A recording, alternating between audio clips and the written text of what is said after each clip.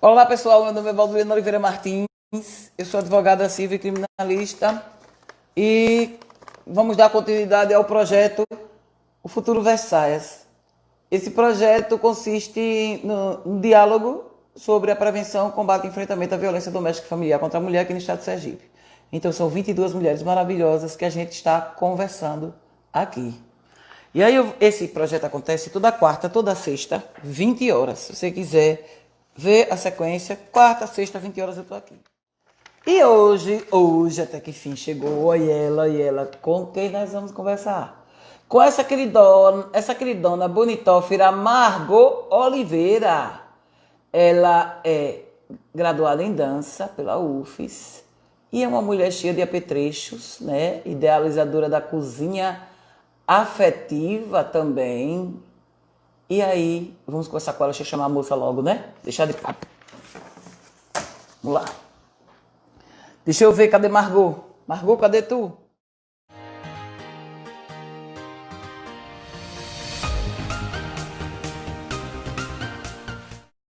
Aê! Boa Tudo bom, noite. querida? Como vai, querida Margot? Você tá boinha? Estou ótima, graças a Olha, Deus. então, Margot, a primeira coisa que eu quero que você fale aí pro pessoal é: quem é Margot? Vamos falar como você chegou nessa caminhada que você tá hoje, né? E se apresente. Vamos lá. A conversa vai fluir. Primeiramente, eu quero agradecer o convite, né, à senhora por essa oportunidade de a gente estar aqui dialogando, né, Sim. pautas importantíssimas, né, com uma temática um tanto ousada, né, futuro veste saias. Exato. E é uma proposição bastante interessante para se refletir. E pedir desculpa, né, por ter atrasado um pouquinho.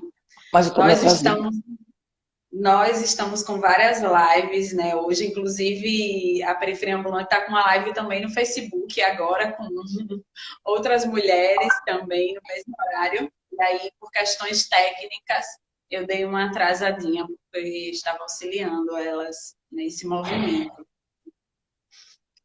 Então, Margot Oliveira, primeiro eu quero começar dizendo que eu sou o que sou por conta da gota do sangue dos meus pais, né? De uma mulher preta costureira e de um homem preto vigilante, né? Então eu sou parte deste corpo que me colocou aqui, né? De Valdomiro da Conceição e Rosimeire Oliveira, né? E dessa junção de corpos pretos nasce essa mulher, né?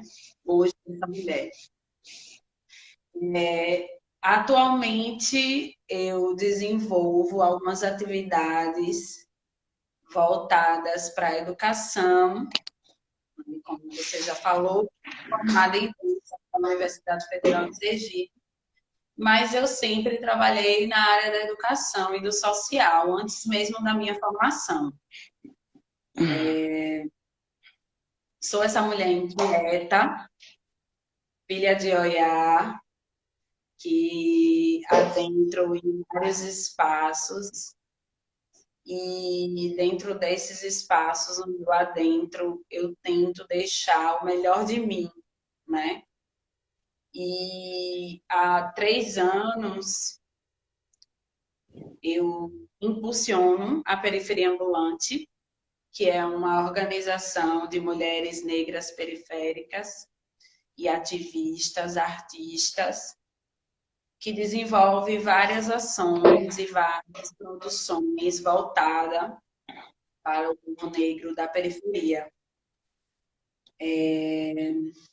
Também sou, né, afroempreendedora, né, tenho a cozinha afetiva, né, que já vai fazer alguns meses aí, com uma proposta um tanto ousada para a sociedade, né, que é a proposta de uma alimentação saudável, vegetariana, vegana, e as possibilidades dessa alimentação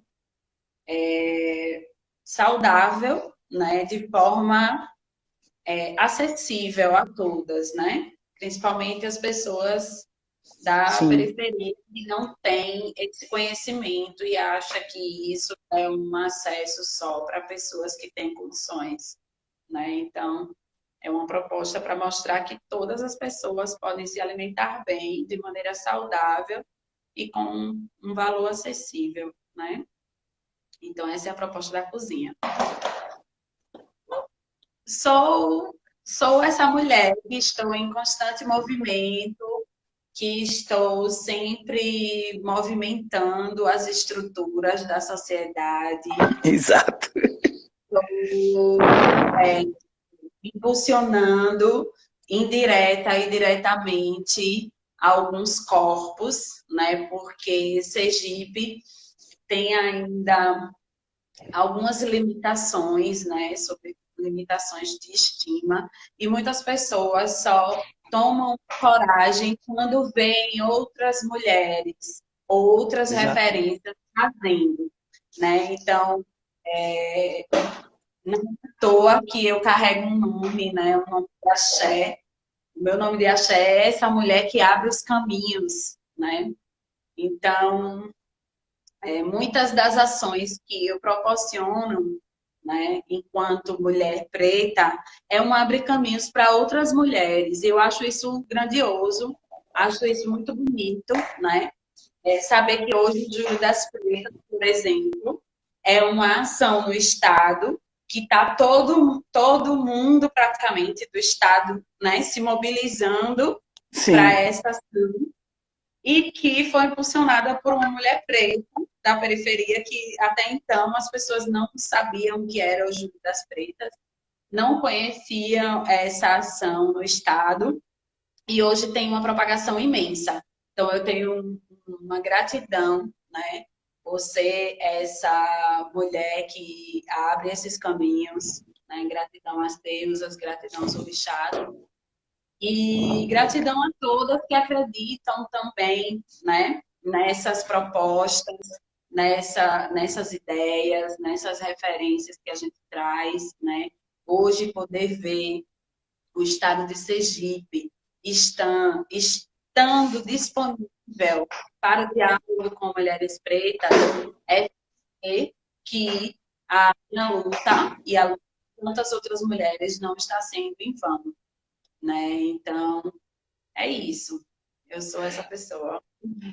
Margot, eu queria que você falasse um pouquinho do movimento que acontece, que você também encabeça, que você lidera, das mulheres negras, né? O que acontece em novembro, né? Que eu queria que você falasse um pouco sobre ele e essa vertente que você atua. Como foi, Margot, que você começou? Porque, assim, nem toda pessoa, não é só o simples fato da pessoa ser negra, se reconhecer negra, passar por todas as dificuldades que isso acarreta, que faz a pessoa se mobilizar a ponto de ir para a linha de frente como você vai. Nem todo mundo é de linha de frente. Então, assim, eu queria que você dissesse também o que foi que ele impulsionou a fazer isso. Ou isso já aconteceu naturalmente, você já estava lá quando você viu? Então, uma mulher preta da periferia, ela não tem, eu posso dizer assim, a gente não tem muita opção de não estar na base, né? A gente já nasce na base, né? Eu já nasci nessa estrutura da base. E no momento da minha vida, eu tive a oportunidade de ter acesso a outras bases, ao entremeio e há alguns espaços de privilégio, né? Sobretudo, a academia me proporcionou estar em alguns Sim, espaços desse privilégio. Mas eu sempre estive na base, né? Comecei muito cedo mesmo a minha jornada, né? Enquanto ativista, enquanto mulher preta ativista, ser filha de uma costureira, né? Então, os processos de resistência de uma mulher periférica, desde sempre, né? Desde o nosso nascimento, o nosso corpo já é um quilombo, né? Já é uma resistência. Então, agora, quando eu me descobri, né, estar neste lugar, né, estar nesse lugar onde eu me encontro hoje, foi justamente quando eu tive a oportunidade de acessar outras mulheres, né? E de compreender que outras mulheres estavam em caminhos parecidos. Então, sim. eu entrei em 2008 na universidade, mas antes de entrar na universidade, eu já trabalhava com jovens e adolescentes no bairro onde eu morava, que era no Bugio. Então, eu já fazia atividades de rodas com crianças, com adolescentes, né? Atividades lúdicas mesmo, sem pretensão, assim, né? Pretensão de, é, de estar nesse lugar de visibilidade de hoje, né? Sim. A proposta era justamente emancipar esses corpos, né? De trazer um olhar do lugar do despertar, né? Da possibilidade de que eles também poderiam ser e elas poderiam ser o que elas quisessem ser, e que todo mundo tem a capacidade de chegar. E aí, em 2008, no final de 2008, eu fui contratada, né, prefeitura do estado, para trabalhar no antigo PET Jovem. E aí foi quando eu comecei a entender que tinha uma missão diferente na minha vida, assim, né? Uma coisa para além do que muitas pessoas fazem. E aí, dentro desse trabalho nas periferias, né, no CRAS, nos CRAs, eu tive acesso a vários jovens de várias comunidades, de várias situações de vulnerabilidade, inúmeras problemáticas, inúmeras coisas. E aí eu percebi que ali, para além da professora, né, que era o lugar que eu estava, né, da professora contratada, tinha também uma... Lívia, meu amor, beijo. Tinha também uma questão do colo, do acolhimento, daquela coisa que a gente precisava chegar junto para se, se, se ver, né? Se ver. Eu estava ali também no lugar daqueles jovens, daquelas jovens, né? E aí, a partir daí, minha vida mudou completamente, assim. Uma vez que está dentro, para sair é muito difícil. É verdade. E aí, a partir daí, eu percebi que a minha missão de vida é estar nesse caminho, né? É estar nesse lugar, assim, de estar com os meus, entre os meus, para os meus e com os meus, né? E, e é isso, assim, de lá para cá, Não só parou. cada dia é mais uma coisa, mais uma coisa, mais uma coisa, mais uma coisa. E eu tento até, às vezes eu estou bem cansada, eu digo, olha, você me lembre que eu não quero mais, ano que vem eu não quero estar nesse negócio. Isso. Você guarde essa gravação, passe na minha cara. Você passe na minha cara, você lembre para mim que eu não quero mais estar nisso. Isso. E aí, não se preocupe, eu vou fazer isso, eu vou lembrar, eu vou jogar na sua cara.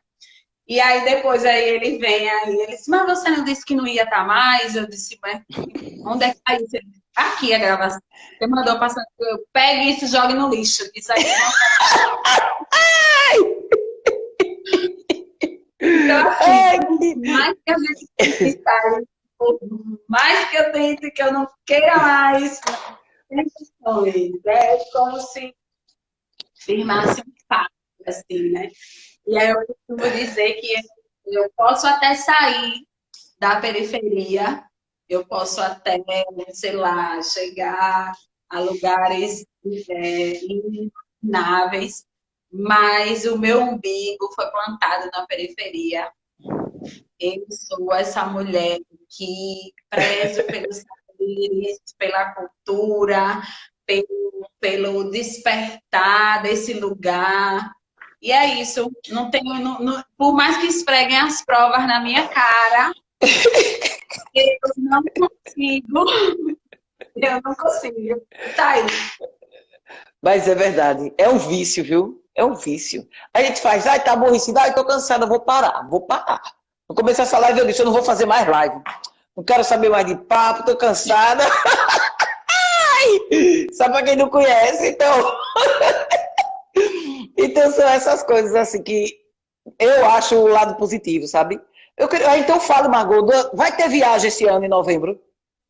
Então, esse ano, a gente, por conta da pandemia, né, por essas coisas todas, né, a gente está num momento bem delicado, né, um momento em que os corpos negros sempre tiveram na ponta da lança, né? A gente sabe que a necropolítica, ela é cruel, né? E esse vírus veio como mais uma arma dessa necropolítica, né? Para poder exterminar os nossos corpos de maneira sucinta. Eu digo que é uma arma, esse vírus é uma arma perversa, né? E além de ser uma arma perversa, ele é sutil, né? Porque não tem derramamento de sangue, né? Não é uma guerra armada Ah, isso. de derramamento de sangue, É né? tácita, né? Você só vê o É, número de mortos aumentando. No silêncio. exatamente. E esses números, né? Essa escala, ela é de corpos pretos, que também não é divulgada, né? A gente sabe que os números que estão sendo divulgados aí são números muito errados, né? É. Então, a gente sabe que quem está na ponta da lança da morte são corpos pretos, né? Quem está também exposto e exposta aí na alta vulnerabilidade são corpos pretos, né? O primeiro corpo diagnosticado foi de uma empregada doméstica, né? Foi, exato. E essa empregada doméstica era uma mulher preta, né? É, nós tivemos também, né, e temos ainda, não só as empregadas domésticas, nós temos os motoristas de ônibus, nós temos os garis, que são a maioria pretos e pretas, nós temos educadoras populares que continuam aí nas suas missões, né? Nós temos as professoras que estão indo a fazer as assistências nas escolas, né? Não, enfim, temos as inúmeras, né, pessoas que estão aí em serviços gerais, nas empresas privadas. Então, são esses corpos que estão na ponta da lança, né? São esses corpos à margem, né, que estão nesse, nesse perigo, nessa zona de perigo, né? E que não é divulgado de forma verdadeira, né? Que não é, números precisos desses corpos. E é mais uma arma do racismo, né? Como o racismo estrutural, ele é cruel, né? Como o racismo estrutural, ele é perverso. Como ele extermina os nossos corpos de forma tão velada que só quem enxerga é quem já tem um olhar mais apurado, né, sobre essas questões, né? E, e assim, eu, sinceramente, quando penso em desistir, né, de tudo isso, eu penso também que, tipo, se eu desistir, eu estou entregando, estou só confirmando o que o colonizador e o que a estrutura da branquitude quer, né, que a gente desista pelo banzo. É verdade. Mas, assim, a gente continua, né, resistindo, existindo, né, com o que a gente tem, com o que a gente pode. Esse ano nós não vamos viajar, né, não vamos ter esse contato dos corpos, não vamos ter essa socialização de afeto, corpo físico, de Sim, contato. sim. Mas a gente está tendo várias ações, inúmeras, né? Inúmeras formas de se ressignificar, né? Porque mulher bonita é isso mesmo, a gente não para, a gente não consegue parar, né?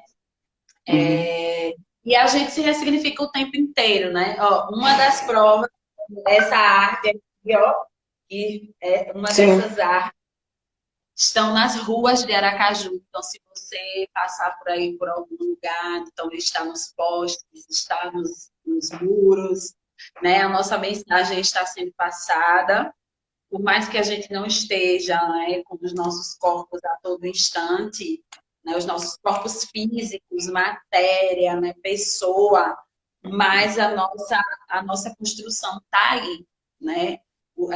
Nós estamos em marcha, nós continuamos em marcha, nós estamos presentes, né, movendo as estruturas desse mundo, né, não é só do estado de Sergipe, é do mundo, né? O mês de julho é a repercussão disso, né? O Julho das Pretas é o resultado de ações do ano inteiro, né?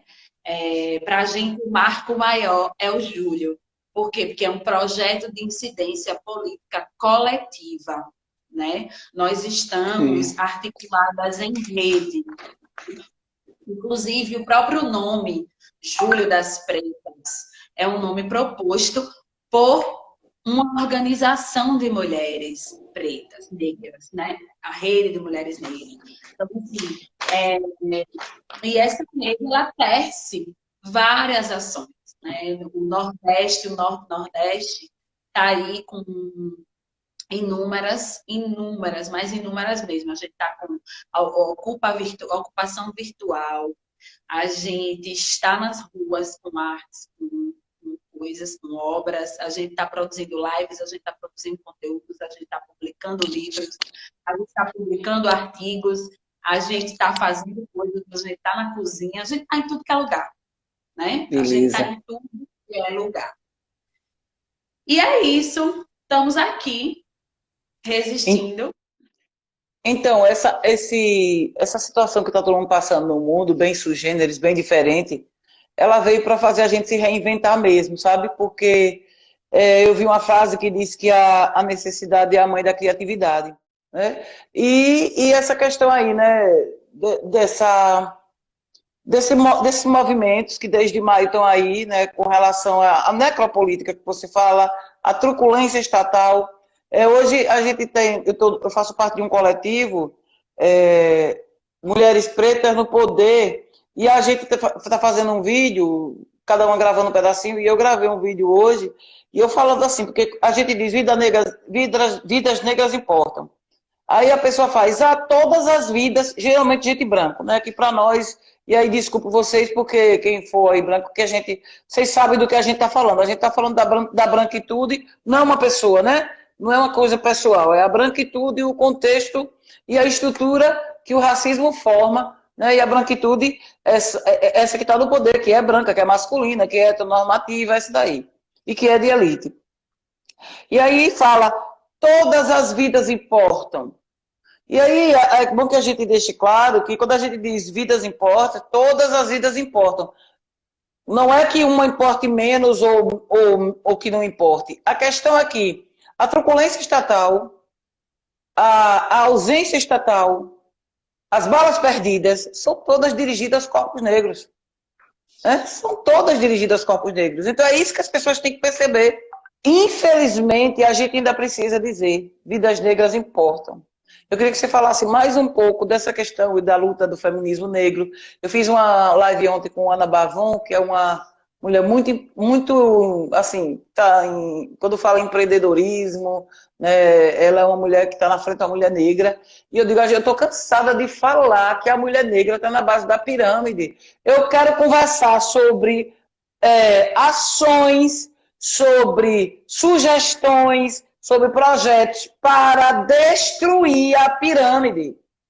Entendeu? Eu não quero nem saber de inversão, de posição, não. Eu não quero que a mulher negra saia da base. Não. Quero destruir essa pirâmide social. A gente tem que ficar, olha, buscar. Ah, isso é utopia. Utopia é viver.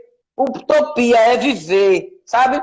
Nada é fácil de fazer. Toda vez eu digo, fácil de fazer, só tem miojo. Então, essa luta, Margot, eu queria que você falasse mais um pouco sobre essa questão, sabe? Dessa história. Eu estou cansada. Vamos ver oportunidades, vamos ver sugestões, vamos ver políticas públicas para que a mulher negra saia da base da pirâmide. Para que a pirâmide deixe de existir. A verdade é essa. Eu adoro os jargões, viu? Ah. Adoro os jargões. Fácil de fazer miojo, né? Pois é, só bota lá 3 minutos, tá prontinho, Então, pronto. Tudo é difícil. olhe, Claudinho, eu adoro ouvir. Abençoe os meus irmãos que estão aí, todo mundo, Hugo, Roana, todo mundo que está aí, o pessoal da Periferia Ambulante também que está aí Que presente. bom, Beijo. bem-vindos e bem-vindas. Então, hoje eu tenho uma ressalva, assim, não por não acreditar no feminismo negro, não por não acreditar no mulherismo negro, africano, não é isso, sabe? É por perceber que algumas nomenclaturas fazem com que a gente esbarre em conflitos, muitas vezes desnecessários, Sim. por conta de nomenclaturas. Então, assim, por exemplo, quando eu comecei a me afirmar uma mulher feminista, foi quando eu comecei a entender algumas nomenclaturas da academia, né, algumas nomenclaturas de espaços de privilégios que me faziam afirmar este lugar. Porém, antes mesmo de entender que eu era uma mulher feminista, eu já existia, eu já praticava determinadas ações Sim, que afirmam esse feminismo ou afirmam o lugar de uma mulher imponente, né? De uma mulher que produz uma ação e uma reação e determinadas rejeições estruturais, né? sim. E aí, assim, eu compreendo o feminismo negro, respeito o feminismo negro, entendo a necessidade do feminismo negro e de quando ele foi criado e por que ele foi criado, na época em que ele surgiu, né, em contraponto a um feminismo que existiu durante uma década, né, décadas passadas, sobretudo na década de 60, 70, onde mulheres não negras eram privilegiadas e estavam lutando por um espaço de poder, por uma luta trabalhista, quando outras mulheres estavam trabalhando para que essas mulheres não negras, né, estivessem nesse lugar de dizer que estava numa luta feminista.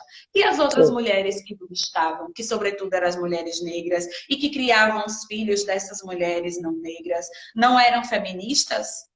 Não exerciam o feminismo? Então, é neste lugar, né, por essa perspectiva que eu me questiono, né? Esse é o meu ponto de vista, né? Eu me questiono por que que a gente precisou trazer um adjetivo para o feminismo para propor a visibilidade da luta das mulheres negras, né? Sobretudo compreendendo que se a mulher negra, uma vez que a sociedade entende o projeto político de uma mulher negra ou de uma mulher preta, ela vai ser beneficiada, toda ela, porque somos nós que Sim, construímos a humanidade. Não é à toa, por exemplo, que a gente criou essa arte aqui, África, ultramãe da humanidade. Se as pessoas não compreenderem de onde nós viemos, que foi a África que pariu a humanidade, que esse legado é africano, né, africana, que esse útero que gestou outros úteros, outras úteras, foi uma útera preta, a gente não vai chegar a lugar nenhum. A gente não vai chegar numa sociedade equânime, a gente não vai chegar a um lugar democrático, a gente não vai conseguir alcançar esse sonho de democracia que todo mundo, essa utopia de democracia que todo mundo deseja. Porque é sim. preciso se deslocar os lugares de privilégio, e, sobretudo, quem está nesses lugares de privilégio é a branquitude. E quando a gente fala de branquitude, a gente está falando de uma estrutura. A gente não está É. falando somente de pessoas brancas. Porque Então, Margot, eu vou lhe interromper um não pouco para deixar isso existe. bem claro. Bem claro, isso aí que você falou, bem claro. Quando a gente fala de branquitude, a gente não está falando de Pedro, João, Maria, não. A gente está falando de uma estrutura. Pode continuar, fica à vontade. Então, assim, e pessoas não negras também não estão ilesas de reproduzir as violências da branquitude. E Sim, pessoas sim. negras também não, né? Porque essa estrutura, assim como o racismo é estrutural, o patriarcado, o eurocentrismo Exato. também é estrutural. E aí a gente se esbarra em violências, violências essas, tanto simbólicas quanto violências expressivas, né? Porque as violências, a violência do racismo ela é uma violência simbólica, que só enxerga, né? Geralmente quem enxerga com mais afinco são pessoas que sofrem todas essas opressões diariamente, cotidianamente, ou pessoas que observam isso depois que vem dados, né? Como, por exemplo, os Sim. dados das violências, né? As violências obstétricas, as violências dos corpos exterminados. Quando chega na extrema, no extremo da violência, né?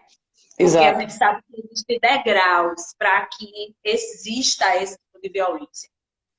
E aí é onde está eu, hoje, no meu ponto de vista, não deslegitimo nenhum tipo de luta. Porém, não gosto, não me sinto, não é que eu não gosto, mas eu não me sinto à vontade de me autodefinir enquanto feminista, enquanto mulherista, nem em porra nenhuma. Por quê? Porque eu compreendo que enquanto mulher preta, enquanto herdeira de um legado africana, eu entendo que se a gente não voltar e retomar esses ensinamentos ancestrais, a gente não vai conseguir uma ascensão de humanidade, porque os ensinamentos africanos são ensinamentos de humanidade. Os Exato. ensinamentos africanos não se esbarrar na questão de gênero, porque gênero é uma construção colonial, do colonizador. Exato. O ensinamento africano não se esbarra no machismo, porque o machismo é uma construção colonial, sobretudo da branquitude, da estrutura eurocêntrica. Exato. O ensinamento africano não se esbarra em feminismo, não se esbarra em mulherismo, não se esbarra em lugar nenhum. O ensinamento africano é justamente o ensinamento de projeto de humanidade, de bem viver, né? Do bem viver. E é isso, assim, eu hoje me coloco enquanto uma mulher preta em movimento, independente de nomenclatura, independente de definições, porque definições só limita, né? Só nos coloca em caixas, e eu detesto estar em caixas, né? Nos enquadra e nos desencoraja, né? Nos desencoraja a perpassar e permear por onde a gente quiser. Então, assim, eu sou uma mulher preta em movimento e, sobretudo, uma mulher da periferia, né?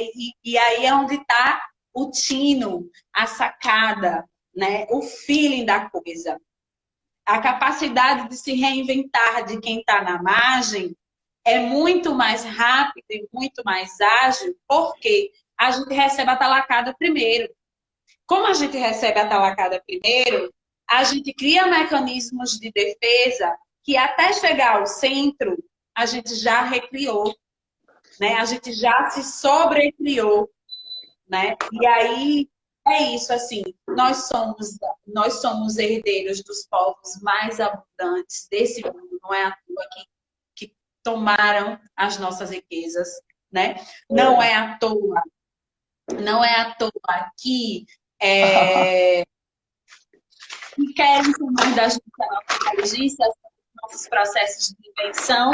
Em África se criou tudo, se criou astrologia, se criou projeto de irrigação, se criou agricultura, a gente inventou tudo.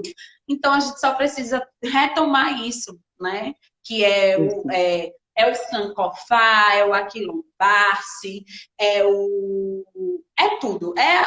É o símbolo usado de Incas todos. É o mundo negro que está aí, é tudo. Eu fico maravilhada de ver essa fala sua. É evolução demais. É evolução demais. Infelizmente, é evolução demais. É uma evolução que eu admiro, eu acho maravilhoso. Mas é como ontem Ana Barvan falando comigo. Ela falando assim, Ana Barvan.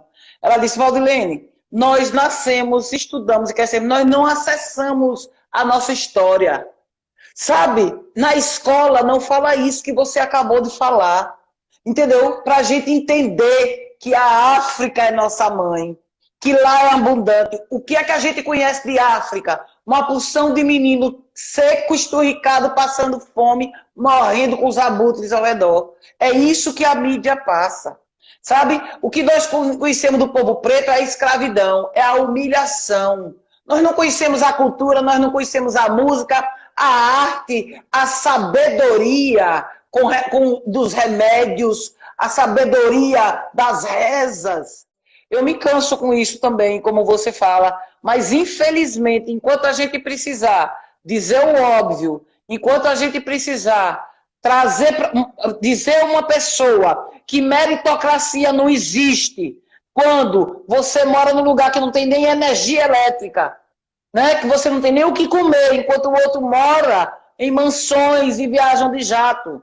Né? A gente não quer... Eu estava discutindo com uma pessoa sobre igualdade social e essa pessoa disse que alguém disse a ela, igualdade social nunca vai existir, que não sei o quê. Como é que eu vou querer ir para um restaurante caro que um deputado vai? E eu digo, meu Deus, as pessoas não entendem. As pessoas são ignorantes. A gente não está falando de luxo. A gente está falando de eu ser uma pessoa que ganho 10 mil e ter acesso à educação, à saúde, à moradia e ao trabalho. E eu ser uma pessoa que vem de uma família humilde, uma família hipossuficiente, eu não vou dizer humilde, uma família hipossuficiente que tem um salário mínimo, eu também ter acesso à saúde, à educação e ao trabalho. Está entendendo? As pessoas não entendem que a escola pública tornou-se... o sucateamento da escola pública é um projeto. Depois que as pessoas de classe média e classe média alta saíram da escola pública, é um projeto de sucateamento. Né? E deixou de mão e está lá, mas a escola pública era para ser top. Então, isso aí que você falou, tudo, eu fico assim, maravilhada. Porque é isso mesmo, as coisas deveriam ser assim simples. Né? Eu tenho uma colega chamada Lohana que ela sempre fala isso. Poxa, quando você vê uma pessoa, o que é que você está vendo? Aí a gente enche aquela pessoa de adjetivo. É preta, é branca, é alta, é magra, é gorda, sabe? É feminista, não é? Então, isso cansa, esses adjetivos, sabe? Essas caixas que bota a pessoa. Mas, infelizmente, a nossa mente é do colonizador ainda. É do colonizador. Nós vamos lutar, mas a gente está Então, plantando tâmara. A gente chega lá. assim, Valdilene, é o seguinte, a gente até tem acesso a algumas informações importantíssimas. Porém, o racismo estrutural, ele é um projeto tão bem elaborado que ele faz com que as pessoas negras não se reconheçam nesse legado de Isso. abundância, entendeu? Então, assim, por exemplo, quando a gente fala, por exemplo, nas culturas de matrizes africanas ou os povos tradicionais, existe um acesso, existe um ensinamento, existe uma referência de ensino, de conhecimento em cima disso, porém existe um outro projeto que tenta invisibilizar Exato. instrução, né? Hoje, por exemplo, nós tivemos uma live sobre as mangabeiras, né? E ela trouxe tantas questões pertinentes ao nosso público que dentro da academia, a academia ela não consegue dar conta das nossas especificidades e das nossas diversidades. Eu não estou deslegitimando o conhecimento da academia. É importante? É sim. Eu É estou entendendo o que você importante está a falando. gente estar nesse lugar? É também. Só que existe um outro conhecimento, um outro viés de ensinamento que o próprio eurocentrismo se projeta nesse lugar da invisibilidade. Então, o que é que acontece? Tudo isso, quando a gente vai falar, por exemplo, em uma sala de aula, né, que é o lugar onde eu transito mais, quando eu vou falar para um aluno meu, por exemplo, que a África é um lugar, é um continente abundante, riquíssimo, eles não acreditam por quê? Primeiro porque eles não veem essa referência nos livros, que era o lugar que deveria minimamente estar com conhecimento, né, com uma fundamentação para que esses indivíduos e essas pessoas se vejam, né, enquanto Exato. referência. Porém, há uma outra questão aí, que não é só isso.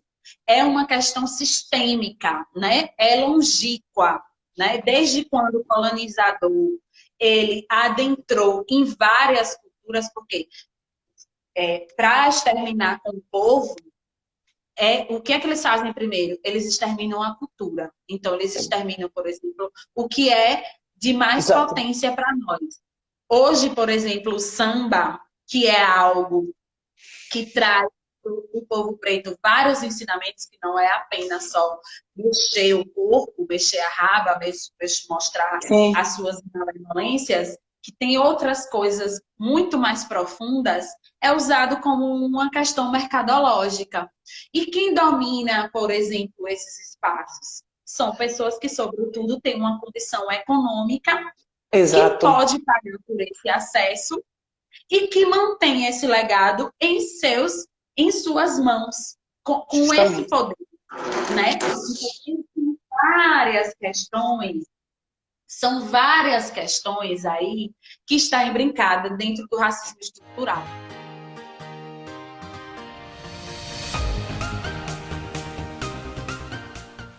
Queria muito que a imagem tivesse aqui, mas tudo bem também, né? Talvez o Instagram esteja querendo reivindicar um protesto de pretume, me deixar no breu. Mas, voltando ao que a gente estava conversando, né, que é sobre a questão das nomenclaturas e da própria estrutura, da violência Sim. da violência estrutural, né, do racismo, dos requintes dessa crueldade que é o racismo, e como é também um debate que traz um desgaste, né? Um desgaste tanto para nós, pessoas pretas, né? Quanto para pessoas não negras, porque acha que esse é um debate que só diz respeito às pessoas negras. É Quando, verdade. quando que, na verdade, todas as pessoas deveriam se responsabilizar por essa questão, porque o racismo não afeta só as pessoas negras, né? O racismo afeta inúmeras etnias, né? As indígenas, né? E outros povos, né? Orientais, indianos, enfim. E é um projeto tão violento, sobretudo pautado na dominação econômica também, né? Não é só na questão do capital, né? Mas o racismo ele é tão cruel, mas tão cruel, que ele quer usurpar não só as nossas riquezas econômicas, mas ele quer usurpar o nosso conhecimento, a nossa Isso mesmo. cultura, o nosso Exato. poder, a nossa potência energética, a nossa madrepotência, a nossa potência maior, que é a capacidade de se sobrecriar em qualquer dificuldade, né? De qualquer coisa. Então, é disso que o racismo se pauta. E aí é onde está.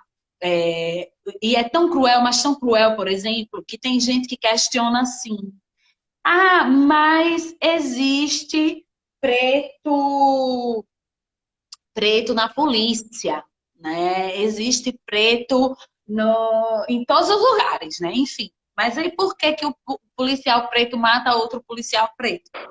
Gente, isso é o racismo. Ele é tão cruel que ele ilude, inclusive, outros negros, outros pretos, Isso mesmo. a acreditar que se ele alcançar ou ela alcançar um lugar de ascensão, que seria da branquitude, ela conseguiria se sobressaltar e ela consegue não mais sofrer racismo. Só que não é assim que acontece, né? Se a gente, por exemplo, for ver quem são os corpos violentados também na corporação, são corpos pretos. Se a gente for ver quem Exato. mais morre na polícia, são corpos pretos. Se a gente for ver quem são os médicos violentados e as médicas violentadas, são as pessoas pretas. As advogadas quem é que tem dúvida que você é doutora? Sim.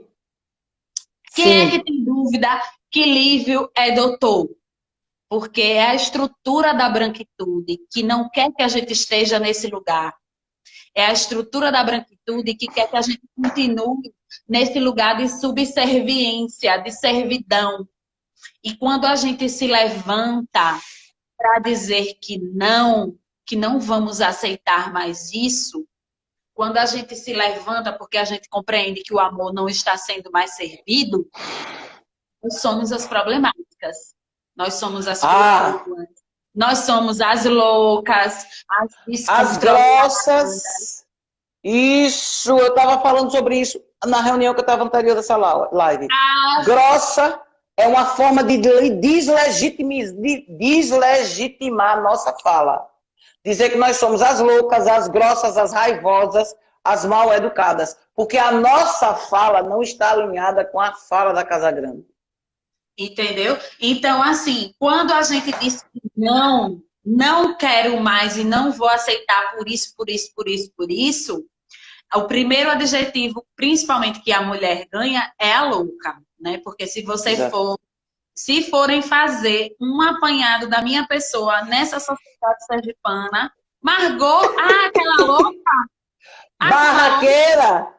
Aquela barraqueira, Margot é muito barraqueira. Problemática! E pronto, todos os adjetivos, né? Só que eu tô só dizendo, viu? Comigo ninguém diz isso não, viu? Só que aí tem uma coisa, ninguém foi, eu sei que chega. E aí, sabe uma coisa? O melhor ninguém diz. O melhor, ninguém diz que as pessoas adoram imitar o que a gente faz, entendeu? E Isso. ninguém dá referência. Por isso que agora eu estou registrando tudo como uma boa pioneira desse estado, para todo mundo saber que quem está fazendo é uma mulher preta da periferia, entendeu? Quem está fazendo história, quem está construindo também esse legado é uma mulher preta que muitas vezes não tem tempo de ler um livro, porque tem que lavar roupa, porque tem que fazer um monte de coisa dentro de casa, porque tem que pagar conta, porque tem que fazer um monte de outras coisas, entendeu? E não tem acesso a determinadas informações privilegiadas que outro grupo teria, entendeu? Exato. E aí é por isso que quando a gente adentra esses espaços e vai falar, nós somos a barraqueira, nós somos as raivosas, nós É somos aqui. isso. Ah, ela tá falando o quê? Ela nem citou fulana de tal, nem citou referência a fulana de tal. Vá se lascar, porque minha referência, meu diploma, meu doutorado é a rua mesmo. É a vida que me ensina a ser quem eu sou. Então, Margot, isso aí que você falou é maravilhoso, porque tudo isso, eu tirei onda, ninguém diz comigo, é o que dizem exatamente comigo. Sempre eu ouço isso e as pessoas adoram imitar, tentar imitar, fazer o que você faz. Elas nem conseguem pensar como a gente pensa, nem conseguem acompanhar a nossa linha de raciocínio. E, por conta disso, tentam deslegitimar as nossas ações e as nossas falas, fazendo isso aí que você falou, desqualificando, barraqueira, isso, achismo, isso e aquilo. Mas o que é que a gente faz? A gente continua fazendo. Continua, com certeza. Essa é a melhor parte. É uma Esse é o onda, viu, Margot? Margot, você é uma maravilhosa. Eu admiro demais você. Eu queria que você usasse o tempo aí para você fazer suas considerações finais. Queria tanto que essa imagem voltasse, oh meu Deus. Então, Margot, eu lhe admiro demais. Você é uma maravilhosa com essa, assim, com essa tranquilidade que você passa. Mas uma mulher que tem muita vivência, como você diz, tem doutorado, tem pós-doc, né? Que as experiências das pessoas são relegadas quando as outras que estão no poder ou que estão querendo bloquear a passagem da gente não têm essas experiências. Então, eu quero que você faça suas considerações finais. Quero lhe agradecer mais uma vez por ter enriquecido esse projeto, aceitando o convite para vir aqui bater esse papo maravilhoso. Ah, eu que agradeço pelo convite. Fico muito honrada, né, em fazer parte dessa história também, de estar construindo essa história, esse legado, né, de mulheres tão importantes, assim, né, para a nossa construção, cada uma com a sua vivência, cada uma com sua história. E só agradecer a todas e todos que estiveram aqui presentes. Lívio, meu irmão, meu amor, obrigada por estar aqui. É... Lívio foi meu companheiro de ensino médio, né? Hoje a gente é colega de luta. E assim, eu me sinto muito agradecida e honrada, primeiramente, aos meus ancestrais, né? Por ter permitido eu estar aqui falando deste lugar, né? Com toda a proteção que eles nos proporcionam, porque se fossem outros tempos eu já teria sido morta, eu já teria levado tiro, chicotada, já teria sido É, cortada, minha cabeça já teria sido arrancada. Eu só tenho a agradecer as minhas ancestrais por ter permitido, ter aberto esses caminhos, né, para a gente estar aqui é hoje verdade. falando de forma tão, como é que eu posso dizer, tão mais suave, né, assim, entre aspas, com uma leveza, com uma tranquilidade, muito maior do que em outros tempos, né? Do que outras mulheres guerreiras é, enfrentaram, né? Outras dificuldades. E também dizer que para as pessoas que estão aí, para as mulheres que estão aí, que principalmente as mulheres, todas as mulheres, agora não vou trazer categorias para todas as mulheres que aprendam não, mas que referenciem as outras, né? Exato. As suas matripotentes, as mulheres que fazem, porque a estrutura da branquitude, ela se valida porque existem pessoas que referenciam isso. E é muito importante a gente honrar os feitos umas das outras. É muito importante a gente parar de violentar, né, umas às outras, trazendo adjetivos tão absurdos, tão racistas, tão misóginos, tão eurocêntricos, né? E a gente honrar esses ensinamentos é a gente reconhecer que nós somos potentes, que nós somos essa Exato. potência, que ninguém cresce sozinho, que ninguém cresce sozinha, né? Eu só estou aqui porque existiu uma outra mulher que me colocou e que me recoloca, e várias tantas outras mulheres que nos recolocam no mundo. Então, honrem esses feitos, como honrar, nos ouvindo, né? Nos violentando menos, né? Isso. é, desfazendo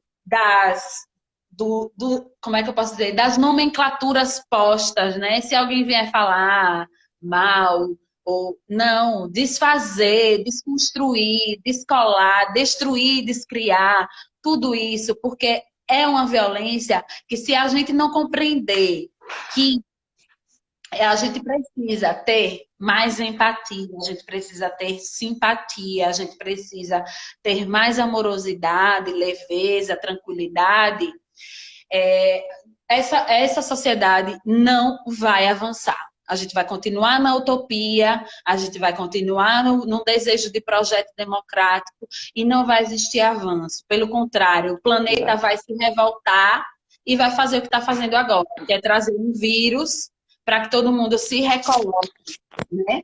Se reoriente, se reorganize, se reestruture, né? Porque a natureza ela é tão sábia, mas tão sábia, que precisou de um vírus para todo mundo, para barrar uma estrutura e tentar reorganizar outra, né? Fazer com que a gente entenda que é necessário um novo projeto de vida, né? E é por isso que as mulheres negras traz a proposta do bem viver, porque o bem viver é para todas, todos, todas as pessoas. O bem viver é isso, é o direito de ir e vir, é o direito de você poder se sobrecriar o que você tem de melhor, na sua potência mais difícil, mais tranquila. E é isso, obrigada. Um Obrigada a beijo. você pelo mestrado em 1 hora. Né? Muito obrigada mesmo. Um buto. Axé. Obrigado para todas as pessoas que estiveram aqui, né, conversando com a gente. Beijo. Um beijo. Tchau, gente. Tchau, Lívio. Tchau, tchau. Empatia, é verdade.